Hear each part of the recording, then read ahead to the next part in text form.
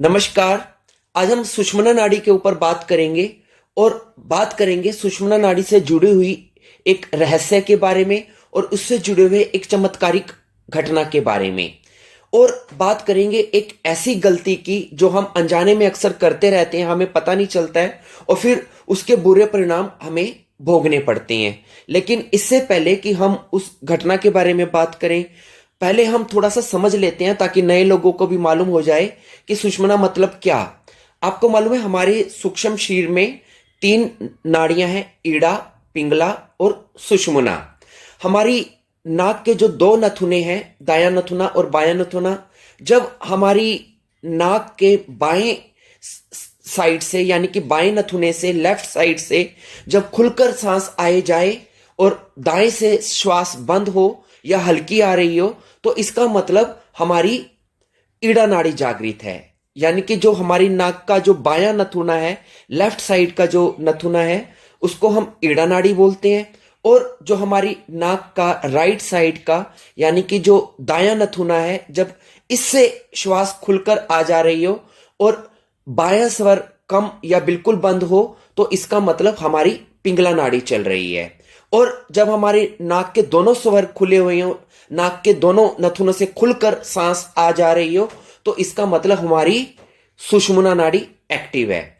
तो जब हमारी लेफ्ट साइड की नाक चले या नथुना चले तो हमारा ईड़ा नाड़ी, और जब राइट चले तो पिंगला नाड़ी, और जब नाक के दोनों नथुनों से श्वास खुलकर आए जाए और तो उसका मतलब है कि हमारी सुषुम्ना नाड़ी एक्टिवेट है। तो ये तो मैंने आपको नाड़ियों की पहचान बताई। अब इसी प्रकार से जो हमारी ईड़ा नाड़ी है उसको हमारे योग शास्त्रों में यमुना नाड़ी भी बोला गया है, यानी कि यमुना का उसको दर्जा दिया गया है। और जो हमारी पिंगला नाड़ी है उसको गंगा बोला गया है, और जो सुषुम्ना नाड़ी है उसको सरस्वती बोला गया है। यानी कि ईड़ा यमुना, पिंगला गंगा और सुषुम्ना को सरस्वती कहा गया है। अब ये कब और कैसे चलती हैं, इनकी टाइमिंग होती है। हालांकि हर व्यक्ति के अपने स्वास्थ्य के आधार पर थोड़ा टाइमिंग अलग अलग रहती है, लेकिन सामान्यतः हर 1 घंटे में ईड़ा नाड़ी चलती है, फिर उसके बाद 1 घंटा पिंगला नाड़ी चलती है। इस तरह बारी बारी से हर 1 घंटे में ईड़ा और पिंगला दोनों बारंबार चलती रहती हैं। लेकिन जब एक नाड़ी से दूसरी नाड़ी शिफ्ट होती है तो उसके बीच में 2 मिनट से लेकर 5 मिनट तक सुषुम्ना नाड़ी चलती है। तो हर 1 घंटा पहले ईड़ा चलेगी, फिर 2 या 5 मिनट के लिए सुषुम्ना चलेगी और फिर पिंगला चलेगी। फिर इस प्रकार से लगातार ये तीनों नाड़ियां चलती रहती हैं। अब मैं मुद्दे के ऊपर आता हूं। ये मैंने सिर्फ आपको जानकारी दी कि इन नाड़ियों का मतलब क्या है। आपने सुना होगा और हमारे शास्त्रों में भी ये कहा गया है कि जब हम कोई बात सुषुम्ना काल में बोल देते हैं पूरे भावात्रिक के साथ, पूरे भावों के साथ, यानी कि जब आपकी सुषुम्ना नाड़ी चल रही हो, यानी कि जब आपके नाक के दोनों नथुनों से खुलकर सांस चल रही होती है, उस वक्त यदि आप किसी को वरदान दे दें या शाप दे दें, दोनों लग जाती हैं। तो सुषुम्ना नाड़ी का यह महत्व है कि इस दौरान आप जो भी बोलेंगे वो सच हो जाता है। हमारी दिन में कई बार सुषुम्ना नाड़ी का समय काल आता है। 24 घंटे में जब नाड़ियां चेंज होती रहती हैं तो बीच बीच में हर बार 2 मिनट, 3 मिनट, 5 मिनट के लिए हमारी सुषुम्ना नाड़ी चलती है। और उस दौरान एक पीरियड खासकर ऐसा आता है 24 घंटे में जब सुषुम्ना नाड़ी हमारी चल रही होती है, तो जिस वक्त हम अगर पूरी तवरा के साथ, पूरी एनर्जी के साथ यदि किसी को वरदान दे दें, यानी किसी को आशीर्वाद दे दें, किसी के प्रति प्रेम से भरकर, प्यार से भरकर हम किसी को आशीर्वाद दे दें, तो वो आशीर्वाद उसको लग जाता है। और इससे उल्टा भी हो सकता है कि उस वक्त यदि आप क्रोध में आकर, पूरी एनर्जी में भरकर यदि आप किसी को शाप दे दें या किसी को कोई बुरी बात कह दें, कि किसी को बद्दुआ दे दें, तो वो भी लग सकती है। मेरे कहने का तात्पर्य है कि 24 घंटे में एक बार ऐसा समय आता है जब देवी सरस्वती हमारी जुबान पर बैठती है और कहीं बात सच हो जाती है। ये भी बात आपने सुनी होगी।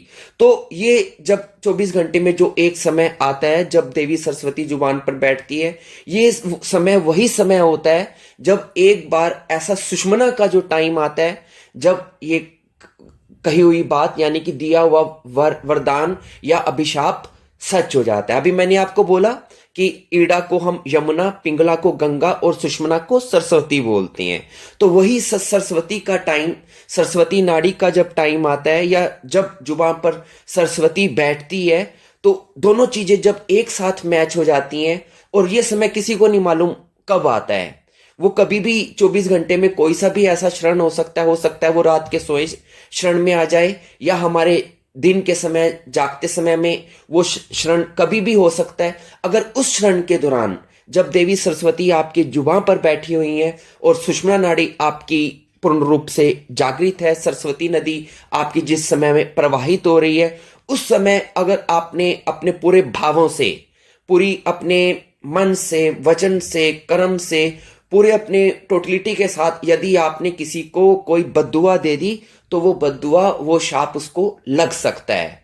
या अगर आपने उस समय पॉजिटिवली, सकारात्मक ढंग से, दिल से किसी के लिए कोई प्रार्थना कर दी, कोई उसको आशीर्वाद दे दिया, वरदान दे दिया, तो वो भी लग सकता है। तो मैं ये बात आपको किस लिए कहना चाह रहा हूं, मैंने क्यों आपको बोला कि आपको सावधान रहना है, क्योंकि अक्सर क्या होता है कि पूरे डेली रूटीन में हम कई बार माएं अपने बच्चों को डांटती रहती हैं पढ़ाई के लिए, और उनको बहुत बुरा भला उनको गुस्से में बोल देती हैं कि तू जिंदगी में कभी कामयाब नहीं होगा, तेरे साथ ये होगा। तो जब वो गुस्से में अपने बच्चे को नेगेटिवली, नकारात्मक जब बातें बोल रही हैं, तो खुदा ना खास्ता उस वक्त अगर सुषुम्ना नाड़ी का प्रवाह हुआ, देवी सरस्वती का अगर उस वक्त जुबान पर वास हुआ, और उस वक्त अगर वो बच्चों को ऐसी अपने नकारात्मक बातें बोल रही हैं, तो वो उनके भविष्य में उनके लिए अनर्थकारी सिद्ध हो सकती हैं, उनके साथ ऐसा हो भी सकता है। तो मेरे कहने का तात्पर्य है, कभी भी भूल कर भी अपनी जुबान पर किसी के लिए कोई बुरी बात मत बोलें। अपने प्रियजन को तो बिल्कुल भी मत बोलें, और दुश्मनों के लिए भी मत बोलें, क्योंकि आपकी कही बात, आपने सुना होगा ना, किसी किसी के लिए कहा जाता है कि उसकी तो जुबान ही काली है। वो इसीलिए कहा जाता है कि कहीं ना कहीं उस व्यक्ति ने अपने क्रोध में आकर उस क्षण में कुछ ऐसी बातें बोली जो उसकी सच हो गई। तो आपको यह ध्यान रखना है कि कभी भी आप अपने जुबान पर कोई नकारात्मक विचार ना लाएं, किसी को बुरा मत बोलें, हर समय शुभ ही शुभ बोलें, जब भी देखें शुभ बोलें, क्योंकि कौन जाने किस समय देवी सरस्वती जुबान पर हो और सुषुम्ना नाड़ी भी चल रही हो, और सरस्वती का यानी कि सरस्वती नदी का भी उस समय आपके अंदर प्रवाह हो रहा हो।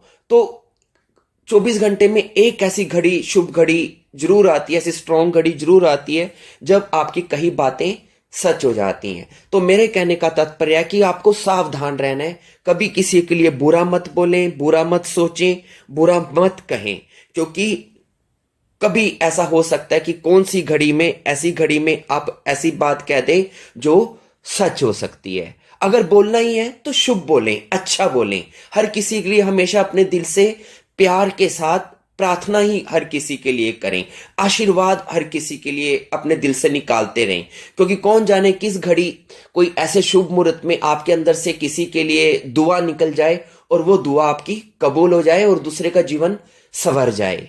तो कभी नकारात्मक मत बोले, बुरी बातें मत बोले, ताकि किसी का कोई आपके द्वारा जाने अनजाने नुकसान ना हो। तो मुझे उम्मीद है आपको मेरा पॉइंट समझ में आया होगा। तो कृपया इस बात का ध्यान रखें और इस चीज से लाभ लें और इसके नुकसान से अपने आप को बचा कर रखें। धन्यवाद।